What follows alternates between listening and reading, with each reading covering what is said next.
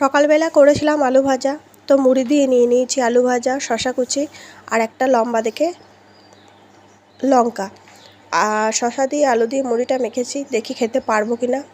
আর কোনো কিছু খেতে ভালো লাগছে না, এত ঠান্ডা লেগেছে, কোনো কিচ্ছু স্বাদ লাগছে না। মাছ মাংস ডিম কিচ্ছু মনে হচ্ছে না খাই, কোনো কিছুই মনে হচ্ছে না খাই। আবার বেশি লঙ্কা খেলেও পেট জ্বালা করবে, খাওয়া যাবে না। মুখটা একটু ঝাল ঝাল হয়ে গেলে আর বেশি লঙ্কা খাবো না। তবে শশা দিয়ে আর আলু ভাজা দিয়ে মুড়িটা ভালোই লাগছে। দুদিন তো মুড়ি মেখে ফেলে দিয়েছি, খেতেই পারিনি। রবিবারে কোনো ভিডিও আমি দিইনি, কারণ শরীর আমার খুবই খারাপ ছিল, দেখেছো কেমন কাশছি।